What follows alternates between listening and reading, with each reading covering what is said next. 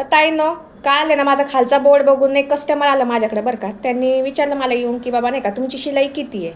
तर मी त्यांना सांगितलं की मी ब्लाऊजचे जे आहे ना अस्तरचा ब्लाऊज असेल 4 टक्स आणि कटोरी तर त्याचे घेते 220 रुपये. जर साधा असेल तर 100 घेते, प्रिन्सेस कट असेल तर 250 घेते. तर त्या ताई मला बोलल्या की ताई तुमची शिलाई खूप जास्त आहे हो. तर मी त्यांना काय म्हटलं, मी एकतर राहते लोहगाव भागात, तुम्ही पुढे जाऊन या म्हटलं. तर तिथे विचारून या म्हटलं दुकानामध्ये किती शिलाई आहे, त्यानंतर तुम्ही माझ्याकडे आले तरी चालेल म्हटलं.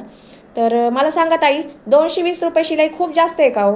त्यामध्ये आम्हाला अस्तर आणावं लागतं 25 रुपयाचं, 80 सेंटीमीटर घेतलं तर अस्तर बसतं, 1 मीटर घेतलं 30 रुपयाचं बसतं, दोऱ्याचा खर्च असतो, त्यानंतर हुकं पण लावावं लागतं तुम्हाला तर माहिती आहे. तर एवढं खर्च, त्यानंतर आपल्याला त्याचं कटिंग करायचं, त्यानंतर अस्तर कापायचं, पहिले फॅब्रिक कापायचं, त्यानंतर अस्तर जोडून घ्यायचं, नंतर ब्लाऊज शिवायचा, त्याचं तुरपाई करायची, नंतर ते ब्लाऊज कस्टमरला घालून पाहायचं. तर एवढं करायचं आहे आपल्याला, तर त्यानंतर आपल्याला ते पैसे भेटणार. तर मग खूप जास्त आहे का 220 रुपये शिलाई अस्तरची, नक्की कमेंट करून सांगा. आणि मग मी त्यांना म्हटलं की नाही ह्यामध्ये काही कमी नाही होणार. तर मग तर त्यांनी आणलंच होते ब्लाऊज मला द्यायला. तर हे बघा, तर पहिले जे आहेत ना आपले मागचे वगैरे असे ब्लाऊज बघून त्यांनी मला म्हणजे पहिले सुनेला पाठवलं होतं, त्यानंतर त्या आल्या होत्या. ठीक आहे, तर त्यांनी दिलं आहे बघा, हे त्यांचं मापाचं ब्लाऊज आहे.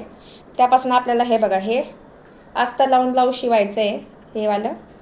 तर ते मला म्हटले की पहिले हे शिवून घेते मी आणि नंतर मग आणि हे बिना अस्तरचं एक ब्लाऊज शिवायचं, म्हणजे एक अस्तरचं एक बिना अस्तरचं. तर पहिले हे मी तुमच्याकडे शिवून पाहते, त्यानंतर अजून 2 द्यायचे. हे जर व्यवस्थित बसले तर मी तुम्हाला दुसरे 2 देईल. तर म्हटलं ठीक आहे. तर नक्की तुमच्या इकडे काय आहे ना शिलाई ते नक्की मला तुम्ही कमेंट करून सांगा. आणि माझा व्हिडिओ कोणत्या भागातून तुम्ही पाहतात ते नक्की कमेंट करून सांगा मला. ठीक आहे, चला.